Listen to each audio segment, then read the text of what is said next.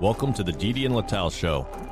Advice, thoughts, and stories from a married couple on cybersecurity, technology, and life in general. Now here are your hosts, Didi and Lital. Hello and welcome to the Didi and Lital Show. Didi, you just claimed before we started that I hate whistling because it's fun. Fun. What's fun about whistling? It's this annoying noise. What are you talking about? People enjoy whistling. They enjoy whistling, but nobody likes listening to whistling. What are you talking about? Everybody loves. Multitasking sure is tough, isn't it? That's not what I was aiming for. Sorry, I had something. Singing in the rain, I guess. Oh, enough. Oh my God, that's the problem. Okay, what's up? You mentioned singing in the rain and whistling, so this is our musical theme for today. Let's not forget. Wait, so we can kick off, go straight to a favorite topic of the day. No, I cannot stand it. There is something about whistling. I just hate it. I said you're anti-fun. I don't know. It's you're like anti-fun. No, it's like those people that hate scratching on or people that hate the noise of scratch. That's how I feel with whistling. People that hate people that chew with an open mouth very loudly. Yes. Yeah, by the way, there's a word for it. It's called misophonia. Yeah. I have a very hard case. Didi cannot sit with people chewing. That's if I hear. That's not that weird though. I mean, chewing's kind of gross, right? Yeah. When I hear people go. No, but he cannot hear anything other than that. So he will sit, we're eating in the kitchen, and he complains about us chewing of food. Yes. Like, it's stupid. No, chew with your mouth closed. No, go work in your room. Don't work in the living room, and don't listen to us eating. What do you want us to eat? Let's go to part of eating is chewing. Okay. Yeah, but not loud. You don't need to chew the salad as if you're a rabbit. This is how it goes. Okay. So let's go. Give us the signal. Listen up, everyone, 'cause man alive, let's do the groovy musical top 5. The rockin' favorites from the entire crew. Didi, Lital, and producer Dave too. So, on the way here, Didi just said, it's time. We need to do a Broadway edition. And I was like, I don't think I even like Broadway. But you were like, no, we need to have a Broadway thing. Yes, we need to have a Broadway thing. That's fine. I can find a few good songs, in more than a few, that I do like. So let's give it a go. I don't even need to have ChatGPT help me. Don't? Okay. Maybe. We'll see. But I already thought of what I want to start with. What do you want to start with? It's a classic. Yes. Memory. Cats. I don't like cats in general. Including our cat. I'm okay with our cat. I'm the breakfast feeder of him, but it's a really, really, really good song. Mega Streisand. I love Streisand. But I'm that's not sure Streisand. this is not that Streisand. Is not Streisand. It's not all the versions with Streisand, like every Broadway. Yeah. This is Elaine Page on Broadway, I guess. Yeah. But that's definitely a classic that has nothing to do with the show itself. The show is fine. I watched it a while ago. Not a memorable Broadway. So I'm actually going to take the controversial takes. So not the songs that made it big or things. So for example, my favorite song from Phantom of the Opera, which is where I'm going to kickstart us, it's not the Phantom of the Opera. It's not the Phantom of the Opera, even though the metal version is amazing. The Phantom of the Opera is a good song. There's a whole bunch of metal versions that are amazing of this song. The song I love most in the Phantom of the Opera is Angel of Music. It's an amazing song, amazing duet, very good melodies between the song. The entire thing is beautiful. I love Music of the Night, and I love Phantom of the Opera, and I love... But it, have you been hiding? Really, you were perfect. Lital, does Didi walk around the house with one of those masks on? Nope. He's one. eclectic in his Broadway Sure. choices. Yes. I don't even think I remember this. And I did see The Phantom the of the highlight Opera. of this is the song that predates the Phantom of that comes before the Phantom of the Opera in the order, because it's like when they discover her. Pretty. It's a very melodic song, and it goes into highs. Really good song. I highly recommend people listen to it. All right. All right, producer Dave, This your is turn. Dave. We'll go to West Side Story. Day which you'll never forget till they cart you away. When you're a jet, you stay a jet. When you're a jet. Yes. You're a jet. From your first cigarette to your last dying day. So, that's the catchiest one I can think of. Not the I feel pretty, oh so pretty, I feel pretty. By the way, this is, if I ever need to talk about kind of obscure censorship, it's two songs. One is, you can't find the I feel pretty and witty and gay anymore unless you look Wow. for the Adam Sandler singing in the middle of traffic. Oh, he did a version?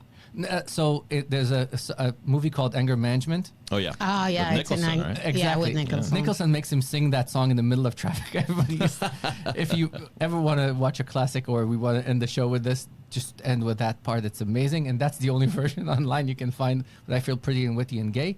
And Eros Ramazzotti did a version of Più cosa non c'è, and in the U.S. you will never get the Italian version. You only get the Spanish-speaking version. Why is that? Interesting. I don't know.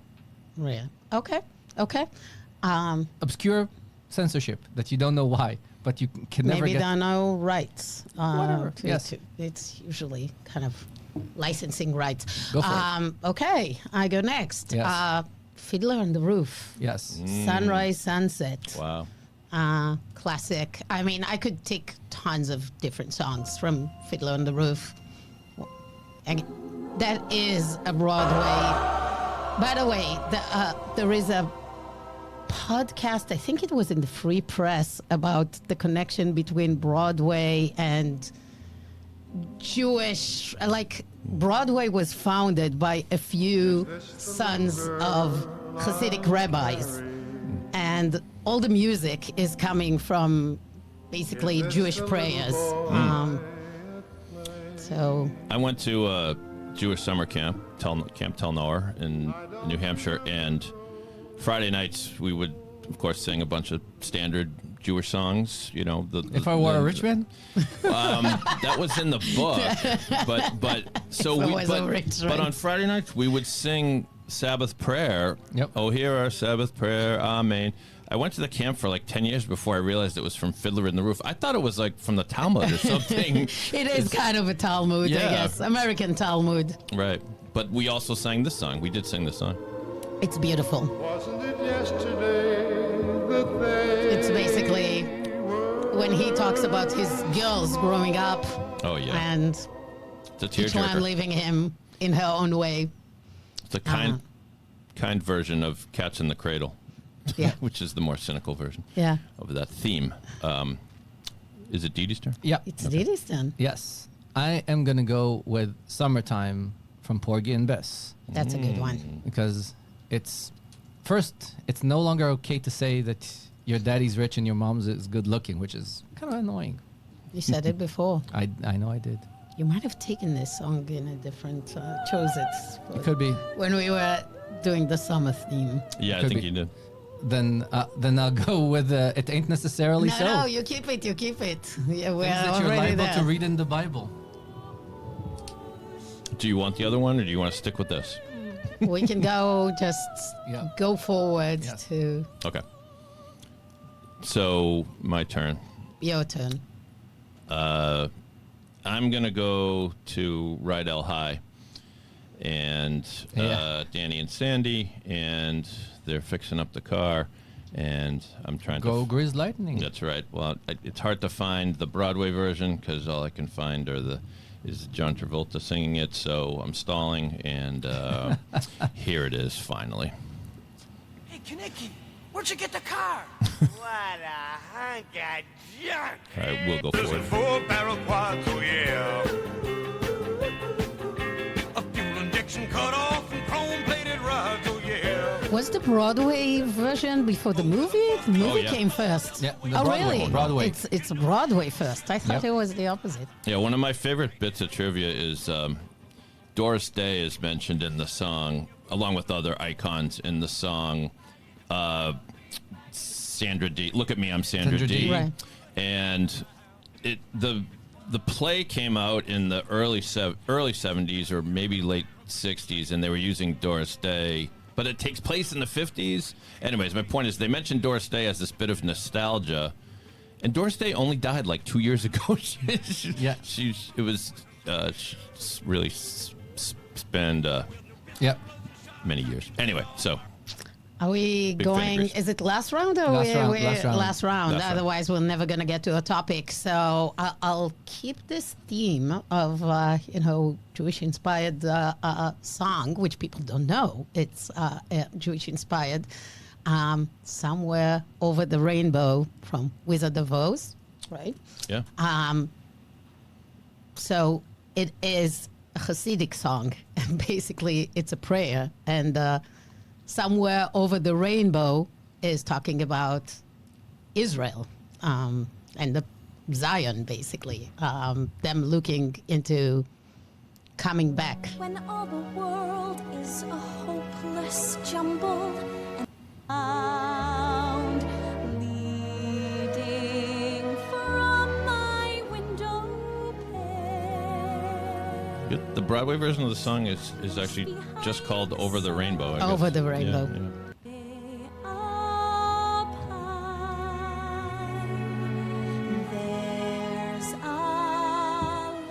This one I actually don't know if the play or the movie came first. Do you know? I don't. I don't know. I'll get our research department on it. Yep. All right. There is ChatGPT for that. I know. Didi, your final pick? I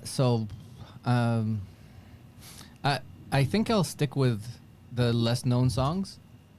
There's a song called "Light My Candle" from Rent. That is Oh, but you're choosing from Rent, the unknown song. Rent is Damn amazing. you. Damn. Everybody knows "Seasons of Love." "Light My course. Candle" is a very nice duet. The movie version is amazing between Rosario Dawson. My candle. What are you staring at? Nothing. Your hair in the moonlight. You look familiar. Can you make it? Just haven't eaten much today. At least the room stopped spinning. Anyway, what? Nothing. Your smile Good choice. reminded Yep. me. Thank you. Always And anyone can go with the obvious choices. Yep. Yeah, true. You know what? I'm going to round this out with a song that has been played on this podcast before for a different reason. See if you can remember why. Of course. Love it. I was debating if I'm going to bring it back. Yeah. And I love Chicago. It is a good Broadway. Yeah. Play. This So happens good. to be from the movie, but. It's not in the show as Oh, well. no? Oh, no. I assume it's in the show. It's in the show. It's in But the that's in the the show. Catherine Zeta-Jones. Right. This version, all I'm saying. But And it was a Broadway play before the movie, yeah. wasn't it? Oh, yeah. Yes, Yeah. that's Yeah. an Yeah. original play. yeah, but you were talking about the executive from. Yes. From where was he from? The Coldplay story. Right. Yes, he had it coming. He had it coming. Yes. so. Andy Byron. Yes. Yes. We already had it. Yes. And always good to bring it back. And- It's an awesome song. Well done, Oliver. And to give the honorable And mention, all that jazz. I used to sing to my kids out of cruelty because when they were really babies and I needed to give them a calming song, I used to sing "The Impossible Dream" from Man of La Mancha. Oh yeah, I had that on my list. Yes, this is probably one of the best songs. You wanted us to walk down the aisle with that song. Yes. If I remember correctly. Yes, I did. I said no, but yeah. The unbeatable foe.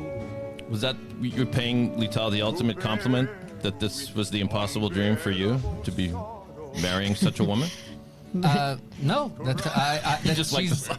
No. You just like the song. It's Don Quixote. It's an admiration song for basically the unachievable love. I admit I learned this song first when my dad was telling me about the 1967 Boston Red Sox, which adopted this as their theme song, The Impossible Dream. Because they couldn't win after the curse of the Bambino. Well, they finally had one season after years of being the dead Sox. So they actually made it to the World Series. But the Impossible Dream ended up being a loss in Game 7 in the series, but whatever. We took what we could get back then. Yep. All right. Well done. Let's get back to tech. So we already had a full episode about Mythos and how organizations should be ready for its release. And then I think 2 weeks ago, for a few days, a restricted version of Mythos was released and then was taken down kind of like 2 days after in a big public debate. And we already kind of talked here about the debate between Anthropic and U.S. Department of War, and this whole thing became like big noise. And you and I debated this, so maybe we take one step back. I heard an explanation about what potentially happened. That was in the All In podcast. The claim was that there were a few things that deteriorated the relationship, which were already shaken between Anthropic and this government, but specifically few things. Mythos was giving for review for a few large organizations to go test it, see how it goes in a project called Glasswing. We already talked about it. We already talked about even your company, Cisco, was part of that. Apparently, there was one controversial company that Anthropic decided to expand the list to that wasn't approved by the U.S. government. SK. Yeah, that's what people claim, that it was SK, which is a telecom, South Korean telecom, which is supposedly closely related to China. China. The government said it was a threat and asked Anthropic to remove the access, and they didn't. That was part one that was already a problem. And what happened is that comes the time Anthropic puts some guardrails that will not enable people to do specific prompts that are supposedly around cybersecurity or bioweapony kind of seem to be requests.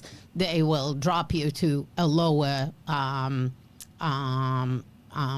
model, if that's what you're going to ask for, and will not let you do Fable, which, as you said, creates a lot of recursive loops, gives you stronger capabilities. And with that, they felt it's okay to release it to the market. They called it Fable. It went out.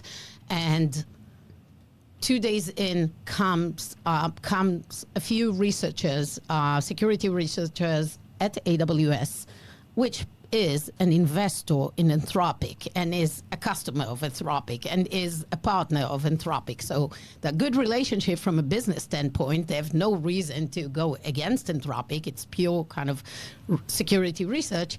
They do the research and they find out it's really easy. There are jailbreaks that you can remove those prompt guardrails of Fable and make it into a full-blown Mythos, which Anthropic told the U.S. government is potentially a cyber weapon or potentially a bioweapon creator.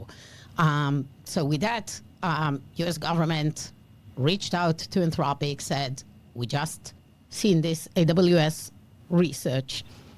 You need to take this down, fix whatever needs to be fixed so this jailbreak is not going to be valid. and then bring it back. According to what I heard, Anthropic didn't respond or said no or kind of dismissed it. It's not a real jailbreak. There are jailbreaks and there are other jailbreaks. Dudes, you told the government that you are launching into the world a cyber weapon. Like, what do you think is going to happen? So government sent a very public letter saying, oh, you told us it's a bioweapon. There is a jailbreak potentially making it into a cyber weapon.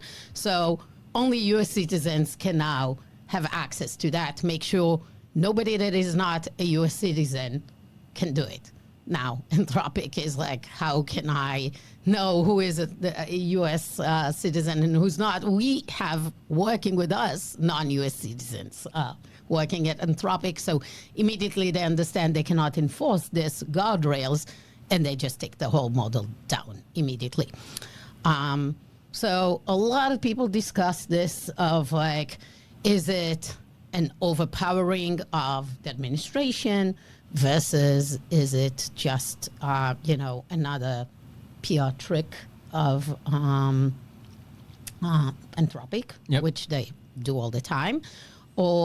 And how, in general, we need to think about this world of potentially giving everyone paying for the tokens a potential bioweapon creator. Why do you say bioweapon?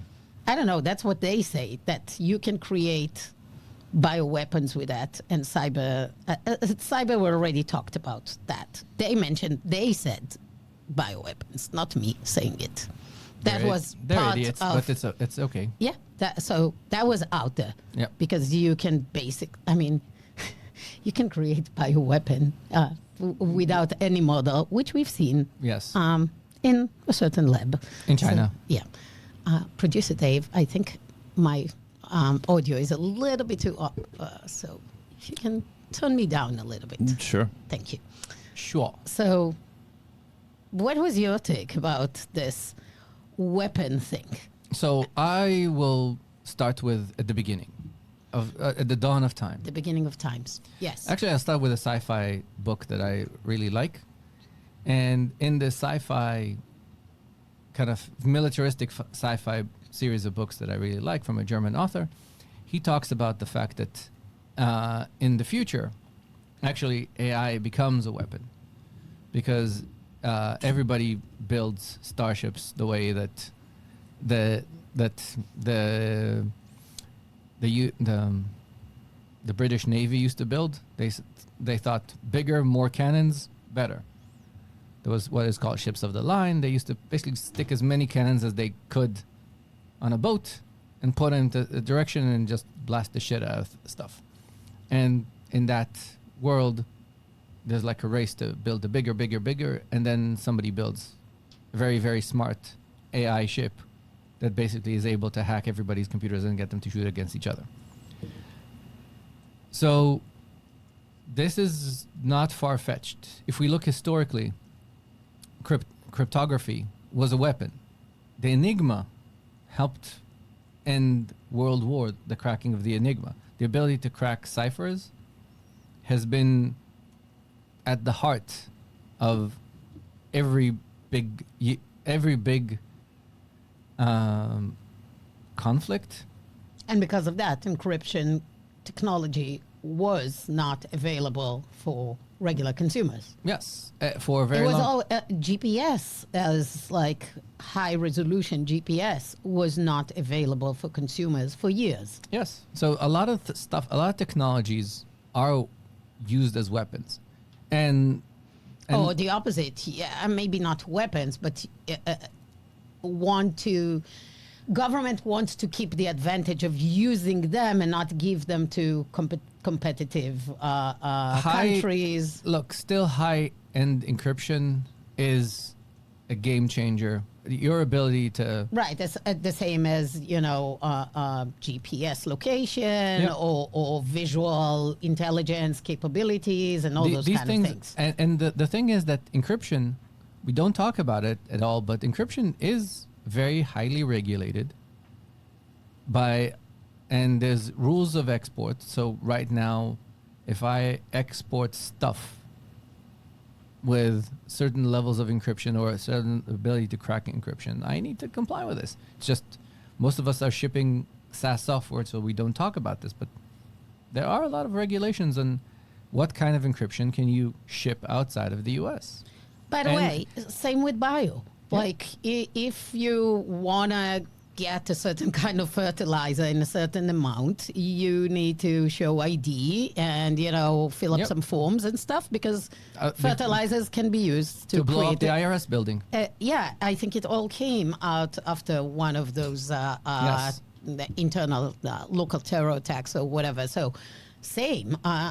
Even if you are building some sort of biological vectors, labs have now this kind of ability to show that what is the purpose, who they are. Only specific labs can, do DNA manipulation and get those viral vectors or bacterial vectors or whatever they're planning.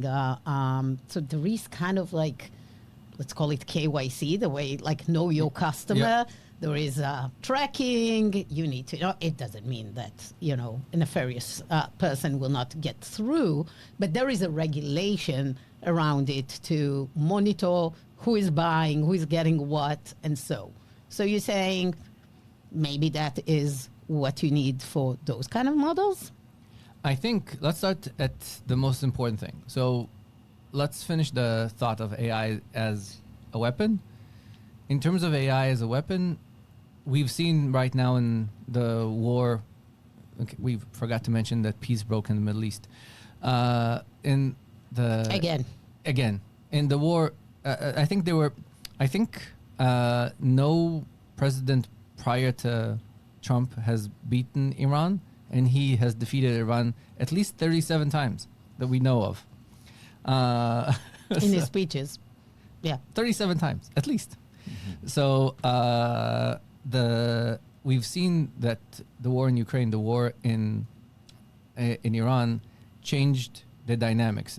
Initially, the way that war was waged was I'm building a lot of cheap stuff, and the fact that I have a manufacturing background. So the Germans had the better tanks, but there were 15 Sherman tanks for every one Tiger, and that's how the U.S. beat the Germans. So the idea of overwhelming and economic warfare and asymmetric warfare, the Iranis basically kicked our butts. And they showed that now the U.S. does have, AI is a legit weapon. Because if I can crack and think of what do you do when you attack? You take down infrastructure. If I can take down remotely everybody's infrastructure. If you're willing to do it, yeah. But no, I think we weren't willing to do it. No, there's a big difference. There is a cost to it. There's a big difference between sending bombers to bomb the shit out of an infrastructure than to push a button and the infrastructure goes down. Right. None was done, so that's fine. We'll leave the politics, but yes, it's possible. But I'm saying that if you are able to do that with a push of a button. But you could do it Ukraine infrastructure was taken down 15 years ago by Russians, way before the war, way before that. So even without AI, cyber was a legit tool already. But now you're able to create it in an asymmetrical way, because the way before this you needed the top researchers. So if you remember, finding 0 days, doing exactly. So think of infiltrating the grid. Exactly. So think of symmetrical versus asymmetrical warfare. If the cost of an attack was X, so for example, let's say I want to attack a security company in a specific way with a specific 0 day to specifically say you need X amount of Chinese sitting against RSA. As we, it was said already. I'm not saying it was said before on this podcast with people that were involved. No, they had clearance to say. So yes, but it changes the equation. So if at the cost of a bunch of plastic drones, I can do the same thing that it took me $300,000 for a missile. If I can do this with a bunch of plastic drones, it changes the equation and the cost of. It makes it available to anyone or to very small, low-level terror groups versus highly skilled nation states, for sure. Exactly. We all agree. Removes all the barriers and increases the velocity. We already talked about Mythos and the problems with that.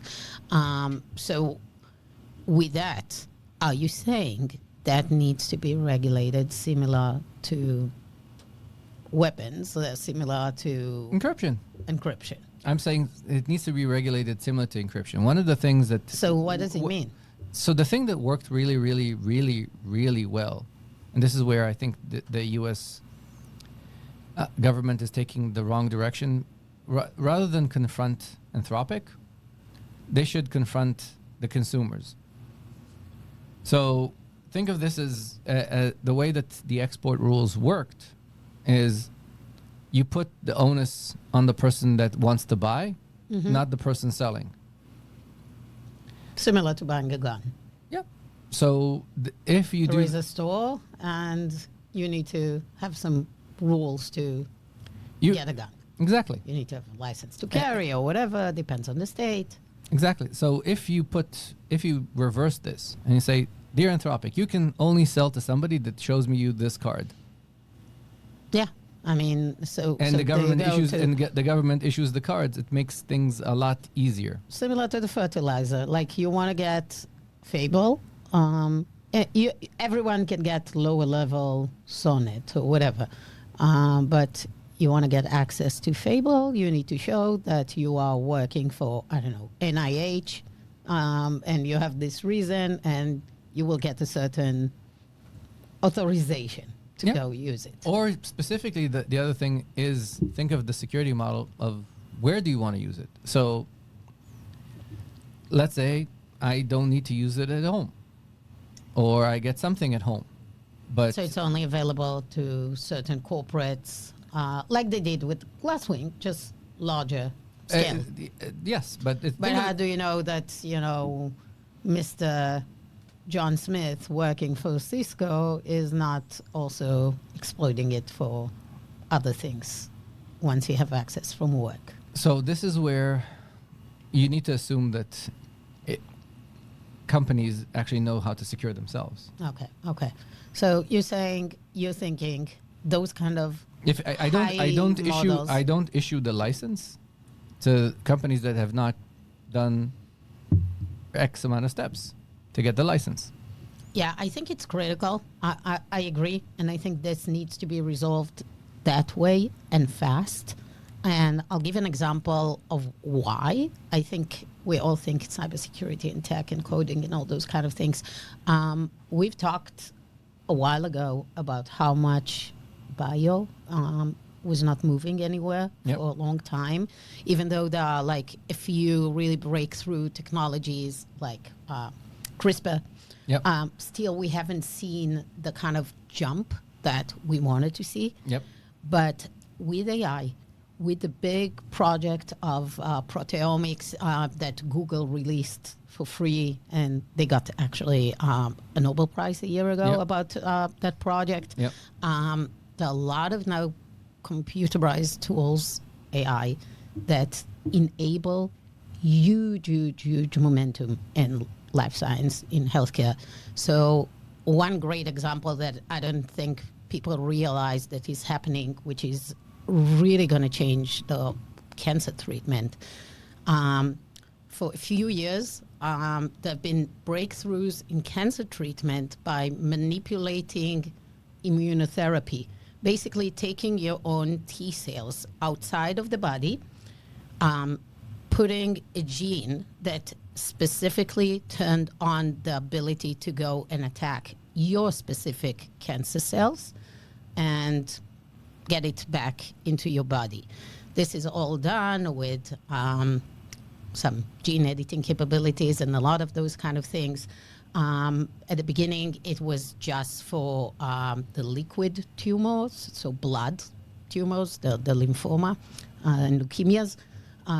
Later on, they found a way to treat also solid cancers, and that was a huge breakthrough. There is now a 10-year survey that came out a few months ago, showing the survival rate of people treated with this kind of treatment is in things like liver cancer, which is one of the worst. It's 30% increase in lifespan versus non-treated.